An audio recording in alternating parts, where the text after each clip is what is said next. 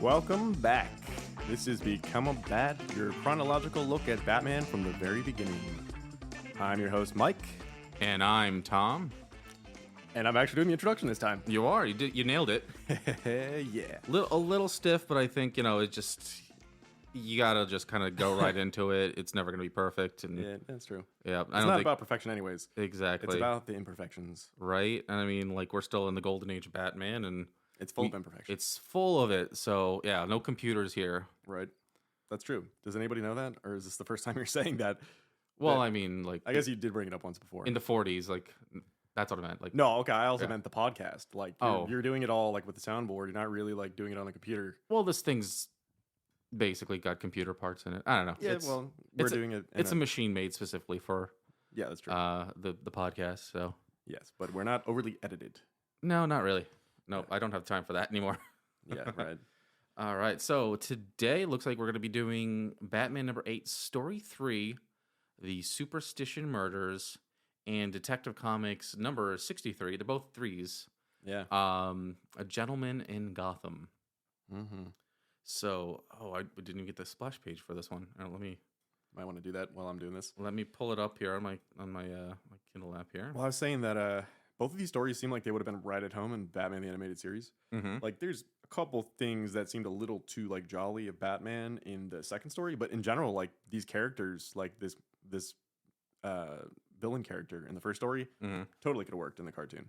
And same thing with the gentleman character.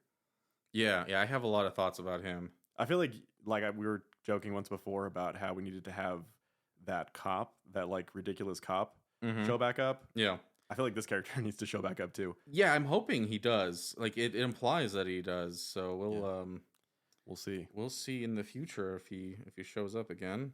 Mm-hmm. Let me get the splash page up here so it's nice and blown up, easier to Blow it up. see. Today we're kind of winging it a little bit more than usual. All but- good. Yep. All right. So, did you want to since I have it up You here? should describe yeah. it because you don't describe them Yeah. often, and let's see. Let's see what So happens. the splash page for Batman number 8, Story 3. It's quite good. Yeah, it's the story itself is all right, but the splash page is really good. It shows our killer from the back, and he's got this green suit on with a red cape.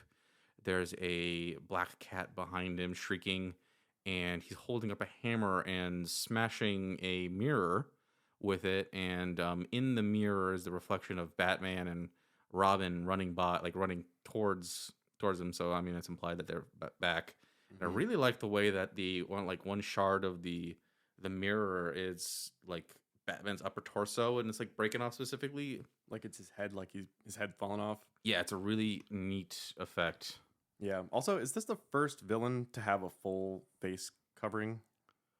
Catwoman had that awful cat head once. Yeah, that's not what I mean. I mean Yeah. like the Red Hood, like that just it rounded might face mask. be. Wait. What about that one killer who was killing people in the school? I don't think he was covered up with anything. No, I think this is the first. This is the introduction, I guess, of like that full face covering that just obscures your features. Yeah. Well, no. There was that guy that was like the question, but that was a little Yeah. different. Oh, yeah. Oh, and there was also Dr. Death, but like he did it just because his face got all burned up. Right. Yeah, I mean, like seeing it from behind here, I kind of like before I read this issue, I keep thinking this guy's Black Mask, even though like there's like decades before he comes out. I definitely got Black Mask vibes or like Red Hood, original Red Hood vibes. Mhm. You know, Yeah, they're all especially gonna because the cape and the suit and the mask. they're gonna follow that mold. Yeah. Yeah. So you want to get into the episode? Yeah, but you got to read that splash page. Oh yeah. Right. I was gonna Go for it. gotta keep the dial up. Ever walk under a ladder and wonder what would happen? Ever jump in afraid of... Yeah, let me start this over. All right. Zoom in. Okay. Ever walk under a ladder and wonder what would happen? Ever jump in fright as a black cat crossed your path? Ever break a mirror and fear 7 years of bad luck would follow? Well, you are going to be introduced to a group of people who defied these age-old superstitions and the strange events that befell them. Read how a fear of superstition transformed a company of actors into terror-ridden wretches who cringed at their own shadows. and how the Batman and Robin were forced to call upon the last ounce of their strength and reasoning powers to unravel the mystery of the Superstition murders. So dramatic. I really don't think that they had that hard of a time figuring this out. No, that's another one where I just can easily hear the Batman 66 narrator read it off. I hear Ed Wood's voice, but I definitely hear that too. Yeah, all of Or these sound like Ed or Wood to me. Crisley. Yeah, or Criswell. Yeah. Criswell. Yeah, Yeah, definitely Criswell. That's right. That's more what I was thinking of actually. yeah. Yeah. All right, so I'll let you get to the synopsis. Alrighty. Oops, stupid phone. That's right. I'm on a phone. I gotta get you that tablet. I need to just like fix it up. I have a tablet, but it's garbage, so I like the phone. Anyways, two men stand alone in a dark room together, one of them obscured by darkness and a wide-brimmed hat. He holds up a tiny doll created in the image of the other man and plunges a needle deep into its tiny heart. As the needle pierces its body, the man keels over, clutching his heart, and then collapses onto the ground, dead. The murderer runs off, laughing maniacally. We pan out to reveal that they were on a stage, and in the audience, the director and the playwright, I guess he's the producer, but he's also the director, comment on the rehearsal that they've just finished watching. It's the best rehearsal that they've seen so far. The rehearsal is over, and all the other actors congregate together, so that they're so elated by the performances that they decide to have a party. A superstition-breaking party, of course, where they plan to break mirrors and walk under ladders and so forth. One of the actors decides to call up a photographer from the local paper to take pictures of the party. Later that night, at the party, Bruce Wayne shows up. Mr. Banks, the director, introduces Bruce to Fred Brooks and Lady Francine, the two main actors in the play. It turns out that Brooks is not the only main actor, the only main character / murderer, but also the primary financial backer of the play. You know, Bruce always has a way of like showing up at just where like the events of everything's gonna happen. He's popular. Like he goes to every party, and that's just where the killers or the thieves just happen to also be. Everybody just wants to invite him because he's rich and popular and good looking, and they're like, oh, we should invite that guy. He's a cool dude. Right. It's a good thing he's Batman too. He's also friends with the commissioner, so that helps. Another man steps into the conversation. His name is Johnny Glim, and he's the playwright. Now that Johnny has arrived, the superstition break-in party can begin. Each time the partygoers break a superstition, an older gentleman at the party criticizes them and warns them against it. You know, that old man, by the way, reminds me of like the crotchety old man from one of the Friday the 13th movies, who's always like pointing at the teenagers and being like, it has a death curse. I was gonna mention not specifically that, but how like I'll talk about in the All right. The first superstition is walking under a ladder. They take turns walking under the ladder as the photographer takes their pictures. Next up, they light 3 cigarettes with 1 match, a superstition stemming from soldiers in the war.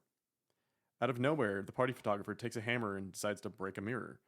And then shortly afterwards, a stray black cat walks into the room and crosses all of their paths. Next, another superstition. They open umbrellas indoors. Ooh. Yet again, nothing happens. As the party grows wilder, a terrified shriek followed by the sound of a falling body cuts through the merrymaking. The partygoers rush outside to see what is the matter. There they find Fred's body crushed underneath a fallen ladder. They call the police, who rule the death an accident. As Bruce looks on, he spies a fallen wine glass on the ground and makes a mental note to examine it. The superstitious old man doesn't believe it was an accident. He cries, "Murder!" and Bruce thinks that he may be onto something. As he walks past the glass, he kicks it to the side out of the view of the policeman. Later that night, in the dark room, the photographer develops his photos from the party and finds some shocking proof of the murder. He decides to take things into his own hands. He phones up a mysterious character, and then he proceeds to blackmail him. This mysterious, as yet to be revealed person was another party guest, and the photo shows them poisoning Fred's drinking glass. Back at the party house, Batman does some forensic science, and he finds the wine glass, and he finds that it's been laced with prussic acid. Without warning, an ominous form hurtles towards the unsuspecting detective. A strange masked man in a green trench coat attacks Batman and then steals the wine glass and runs off. The Caped Crusader is about to pursue the man when he senses another figure approaching from behind. He turns and tackles the man and removes his hat. The rest of the crew hear the commotion and come running. They're shocked to see Batman, and even more shocked when he asks them to identify the man, and they realize that he is Paul Met, the original lead actor of the play that was fired for being a drunk. Kind of sounds familiar, doesn't it? Mm-hmm. Just then, Paul Met pulls a gun on Batman. He squeezes the trigger and the gun goes off, but Johnny Glim jumps in from behind and grabs him. The shot goes wild and it misses its mark. Batman grabs Paul and aggressively searches him, finding only dramatic reviews on his person, which I guess are like reviews of his acting skills. Right? Yeah, probably like newspaper clippings or something like that. Or like plays he was in and how great he was. Mm-hmm. A cop shows up and informs Batman that Paul Met was just let out of the drunk tank 10 minutes ago, so there's no way he could possibly be the murderer. Nope, just an attempted one. Right. He could have been potentially right now, but there's no way he could have done it before. Batman heads back to Wayne Manor, where he and Dick discuss the murders. He decides to send Robin out to meet up with the photographer and see if he captured any photographic evidence. That very next night, Robin makes his way to the photographer's cabin. While approaching, he overhears an argument and then a loud crashing sound, followed by the thud of a body hitting the floor. When the boy Wonder gets inside, he finds the photographer dead on the floor with a broken mirror smashed over his head. It's kind of like drawing parallels to the mirror he smashed. As Robin bends over to examine the corpse, he sees a reflection in the broken mirror of the masked killer wielding a knife coming at him from behind. He acts swiftly and spins around, delivering a powerful gut punch that makes the killer drop his weapon. As he gasps for air, the masked man makes for the door and slams it in Robin's face. Wait, doesn't that happen in the other story too? Someone slams a door and someone else... Yeah, it totally does. It does? Oh, the parallels. The boy Wonder opens the door and chases after him, only to narrowly escape not one but two pitchforks being tossed at him. Robin grabs a pulley and swings his way up to the balcony where the masked man awaits. They scuffle, and just as Robin is about to get the upper hand, the masked man pulls a weapon, forcing Robin to kick him off and into a hole in the floor. He follows suit, but ends up falling into a vat of corn cobs to cushion the blow, and the killer escapes. That's still... Oh, well... That's a corny way to fall. That is. Okay, corn cobs probably not too bad. I was thinking like pine cones. I'm like, ow, that would hurt. I don't think corn cobs feel too great either, but it's better than hitting the ground really hard. Yeah. When he reports back to Batman, he hands him a business card that he found while searching the grounds. It belongs to Larry Payne of Argus Pictures. Batman makes plans to call Payne, and then dismisses Johnny Glim, the author, as a suspect, since he saved him from the bullet. He's dead set on Banks as being the murderer. He takes him in to the commissioner, and Gordon hammers away at his alibi while pointing out all the reasons that Brooks would have wanted to kill him. Brooks continues to deny his guilt. The same day, the play opens in the city, and a massive crowd gathers. Their morbid curiosity brings them in droves. Bruce even makes a point of saying that they're probably hoping to witness a murder. As the curtain rises, a mysterious figure is backstage, slipping the black cat's claws into a jar of poisonous liquid.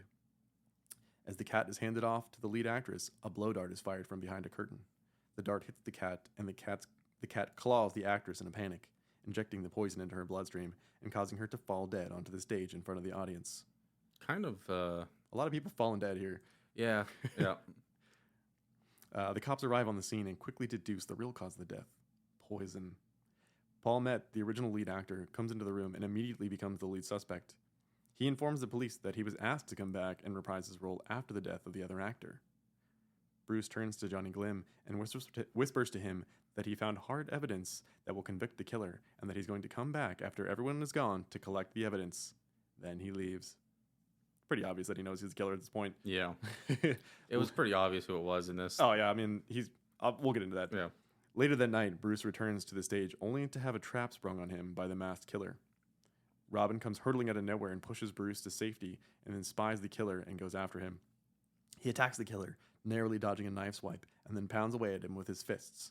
The killer jumps off the scaffolding to get away and onto a rope to try and escape, but as soon as he hits the floor, Batman comes out of the shadows and pursues him all the way to the cellar where he forces a confrontation. The killer swings on Batman and then grabs a red-hot poker from the furnace. He charges the Dark Knight, but Batman steps on a conveniently placed shovel and the other hand hits the killer in the shin, causing him to fall forward into a devastating bat uppercut. Batman picks the man up and rips off his mask, revealing him to be none other than the author and playwright himself, Johnny Glim. He explains to him how he knew he was the killer due to the business card that he had left behind at the scene of one of his crimes. It's always the person who leaves their business card behind. Yeah, just don't bring stuff with you besides the weapon if you're going to kill someone. Robin brings the police into the room just in time to hear the killer's confession, and they take him away. The end. This was an okay story. I liked it, but it's definitely predictable. It's a by-the-numbers like murder mystery, you know? Yeah, this is one you see all the time with like in like mysteries where it like revolves around a play. It's like, and all the play like the actors start to die and all that. Oh yeah, it's Phantom of the Opera. Yeah. But that's why I like it too. You know, like it's very horror tropey. And it also reminded me of Clue a little bit because you got all these people in the room and then someone dies and who's to blame? What like, what killed them? Yeah, yeah. As I was, for some reason, I was thinking of that. Well, you mentioned Friday the 13th. There's an episode of Psych. It's this huge homage to Friday the 13th. Yeah, I've seen that one. You sent me the link to that like a long time ago. Yeah, yeah. That's I don't know why I was thinking about that. Really good. Yeah, it's always like the person who like sets up the whole thing is like behind it, or the one who like saves you in the beginning. You know, to throw you off the scent. Yeah. The art was a little inconsistent in this one, but it was like the opposite of another episode we did where the art got really cartoony later on. Yeah. The art got more detailed later on, but like it also got more rudimentary. And there were a couple panels that really felt straight out of like those early detective comics, like side profiles of Batman where his ears were super short and his nose was really long and his face was shaped differently, which was kind of interesting. Like as when I saw those panels, I was like, whoa, I forgot that he used to look like that. Yeah. And then like a page later, he looked normal again. Yeah. Speaking of panels, we just didn't really have much to say about the panels in this one. Like, I think we only picked like one. I think the story was exciting, but the art wasn't that exciting. Yeah, it's just like a lot of things happening, so like it wasn't like too dynamic. It was a pain in the ass to write, I got to tell you that, because it's just like thing after thing, thing after thing after thing after thing, and everything is the same. It's like, this guy's dead and his body hits the floor. This girl's dead and her body hits the floor. You know, I was thinking about the cat, and like he didn't have to kill the cat. Like he could have just like shot a gun in the air or like had like a made something like loud happen and agitate the cat, so it would have scratched her. Like, and it could just run off. I mean, and then like it would have like a killer though, concealed the poison too. Whatever. Murderers usually start off by killing small animals, so he probably had no issue doing that. That is true. Yeah. The one picture that we picked for a panel was just the one that I brought up, where it's the killer on the balcony cutting the rope to have the heavy like steel drum thing fall and crush Bruce Wayne. I just like the perspective of it, and it's very Phantom of the Opera. Yeah, it's like so high up there, and then like Bruce is like so small. Like I just looking at it, you don't even think it's Bruce. I thought it like was a policeman. Like when I saw it, like a night guardsman or something. Yeah, it's like he's killing a dude. Yep. All right, so we're gonna take a quick break, and when we get back, we're gonna do Detective Comics number 63.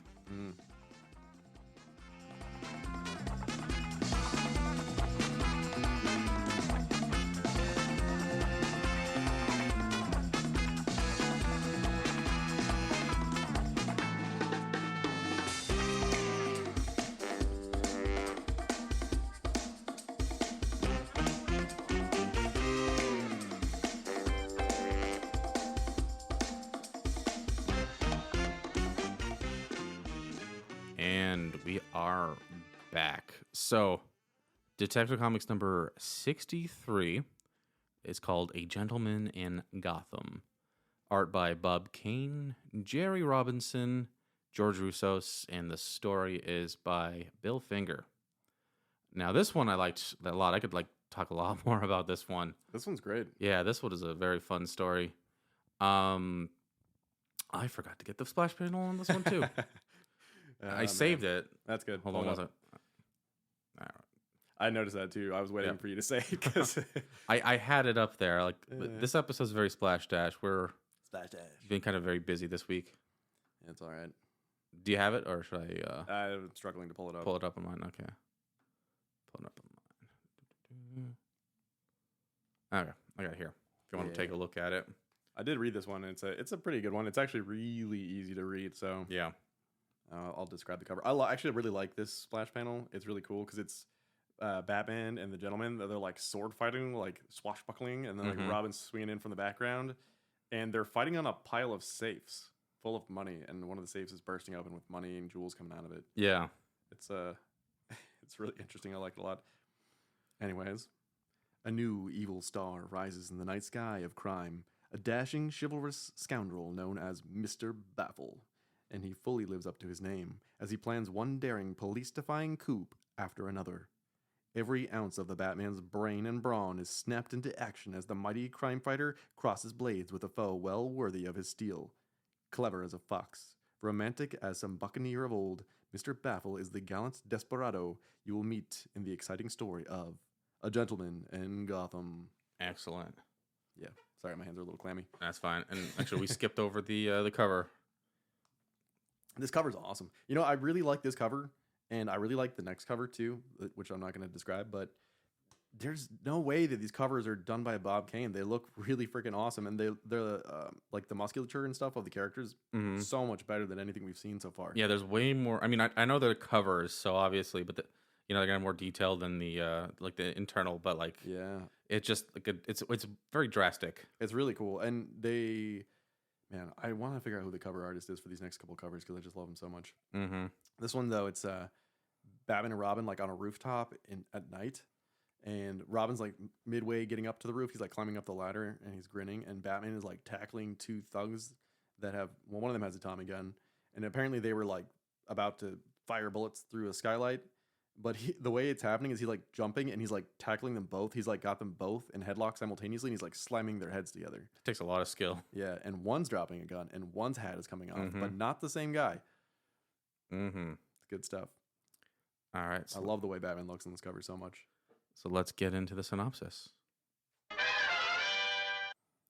The story begins in an unnamed European country where our man, Michael Baffle, is about to be executed by a military firing squad. They shoot him and walk away. Then, minutes later, Baffle stands up, dusts himself off, and walks away too. Baffle had bribed the gunmen with expensive gold items to swap their bullets with blanks. Baffle boards a boat headed to Gotham City to make a new life of himself. A new life of crime. He arrives at Gotham and stands on top of a tower looking over the city, where he's held up by a couple of crooks. But Baffle turns on the charm and reveals that he's nicked a couple of their belongings from right under their noses. They're impressed, and he brings up a proposition to them, and they become fast friends. So Baffle produces a list of the richest people in Gotham that he plans to target and target their safes. The first target, just some bored millionaire playboy named Bruce Wayne. Of course. Baffle visits Bruce Wayne's house while he's away. He finds Wayne's safe and sandpapers his fingers down so he can feel the tumblers with his fingertips. Just then, Batman and Robin appear in the house. Everyone is shocked to see each other. Baffle throws his flashlight at Robin's face and fights Batman. He runs to another room. Batman chases him and then gets the door slammed in on his face. That's what we were talking about earlier. Yep. Baffle excuses himself and leaves Wayne's residence. Robin runs in the room to find Batman laughing his ass off. Baffle gets to his hideout and shaves his beard, and he gets to work on his next scheme. He visits the newspaper with a new identity of Mr. Courtney and gets a job as a society reporter. This way he can get invited into the homes of rich people and scope them out. One night he's invited to a party, and while he's there, he meets Bruce Wayne and his girlfriend Linda Page. Bruce can't shake the feeling that he's seen Mr. Courtney before. After hearing about where the host has her safe, Baffle excuses himself and he goes to no, there's a typo there that says go home. Baffle excuses himself to go home and write about the party in the next morning's paper. But instead, he puts on a fake beard, gets his friends, and sneaks back in to break into the safe. Just then, Batman and Robin show up. A small fight ensues, and Linda Page walks in. Baffle takes a suitcase full of jewelry and makes a break for it, but not before kissing Page's hand. She notices that the man's fingertips seem like they've been sanded down. Batman makes a daring chase for Baffle. Baffle eventually throws the jewels into a river to get Batman off of him. So the next day, Baffle tells his friends that he's going to try one more score and then flee to South America. His friends are confused as to why he's going to quit over old Batman, but Baffle admits he respects Batman. At Bruce's home, Dick is amusing himself with drawing. He sees Mr. Courtney's picture in the paper, and he draws a beard on him, which Bruce sees and makes him connect the dots. The next day, Baffle attends a party at Random Castle, which is a castle in Gotham transplanted from Scotland stone by stone. I wonder if that'll ever show up again. I don't know. I hope so. It's a cool name. Yeah. He's chatting among the partygoers who are on edge due to the recent string of robberies. Baffled, Mr. Courtney tells him not to fear, for he reveals that he's the Batman. Linda Page is there, and she's shocked to hear that he is Batman. Mr. Courtney takes her hand, says that it is true, he is. But she feels his hand and realizes that he's lying. She screams. Just then, Batman hears the screams and follows a trail of beads that Linda left and finds him. Baffle holds a fencing sword up. Batman grabs one from the wall, but slips on one of Linda's beads. Baffle is able to kill Batman then, but rather than do that, he hands him a sword and gives him a moment to get up.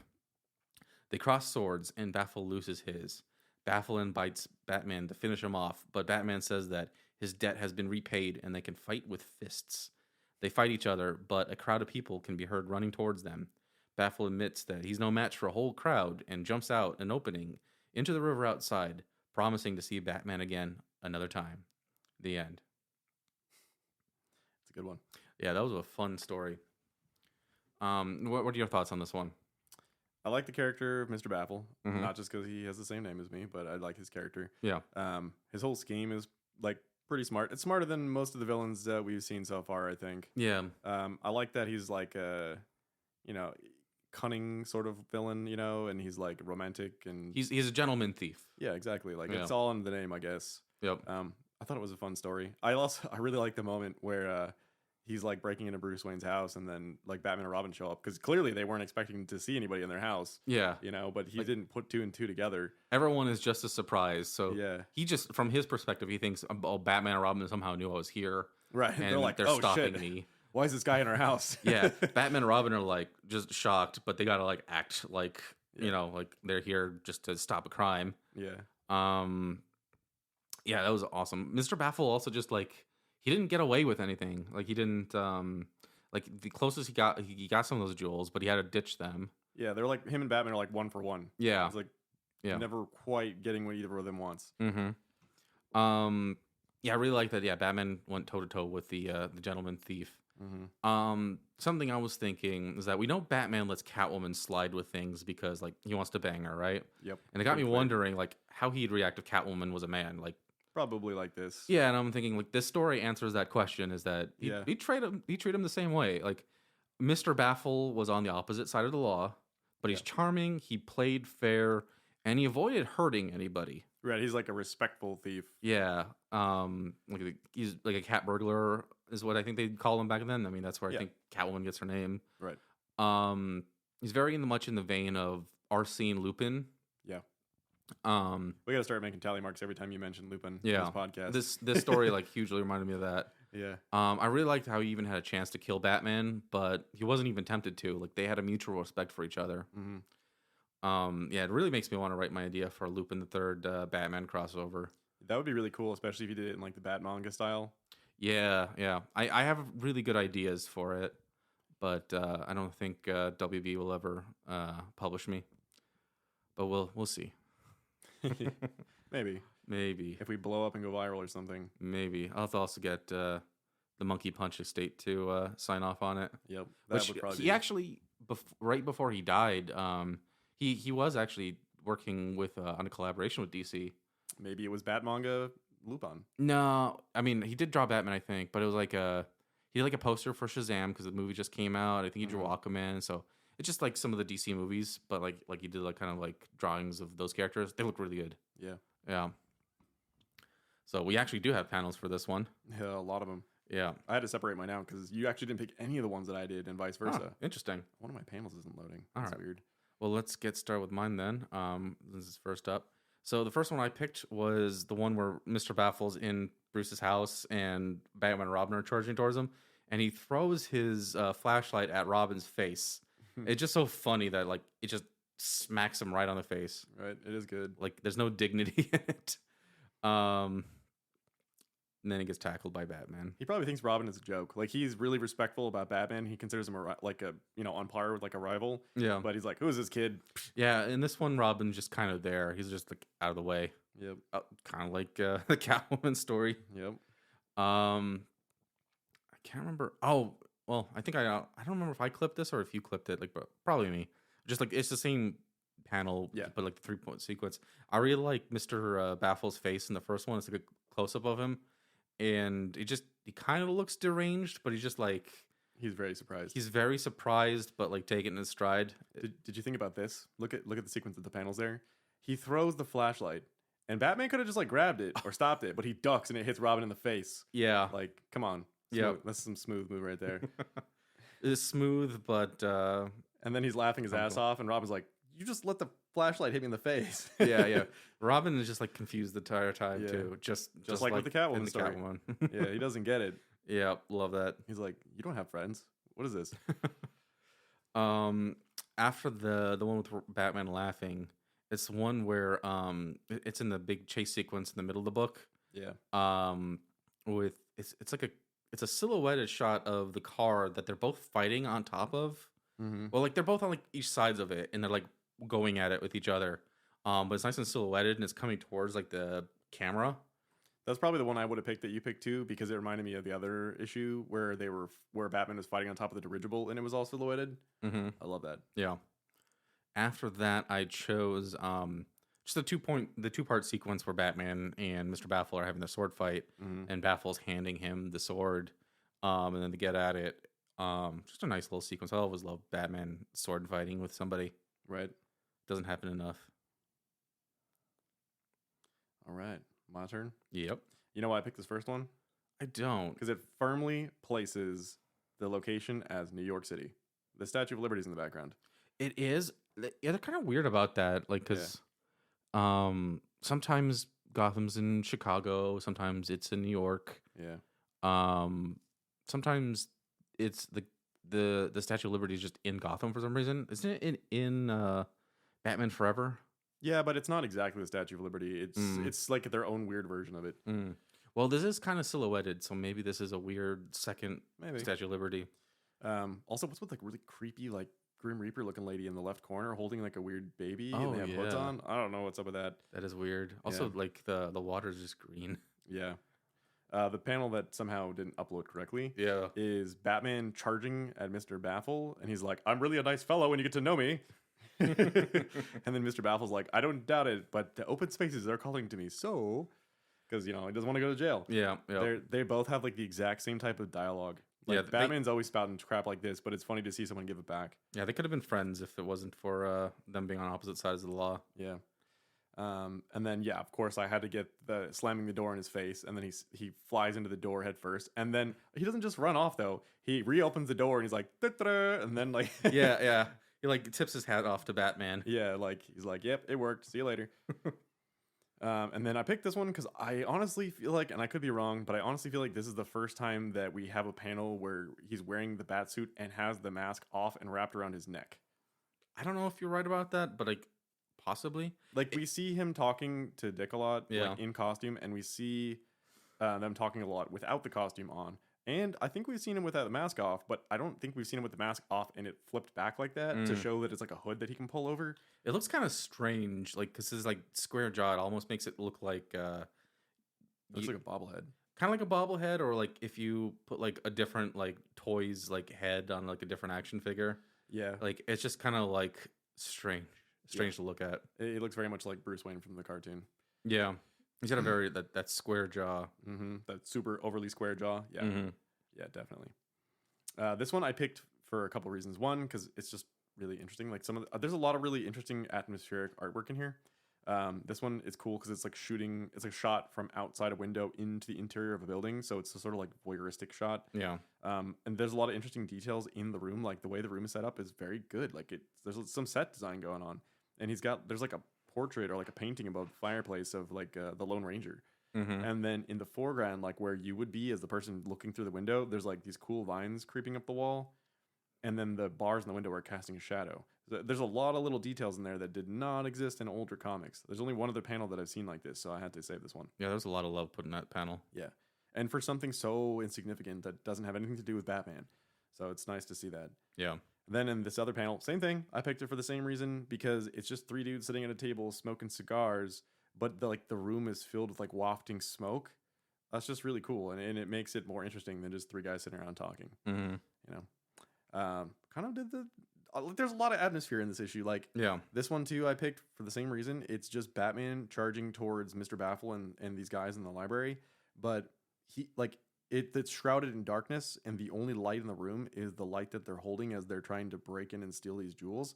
And so like Batman is just charging out of this darkness towards them. It's really dramatic feeling. I like it a lot.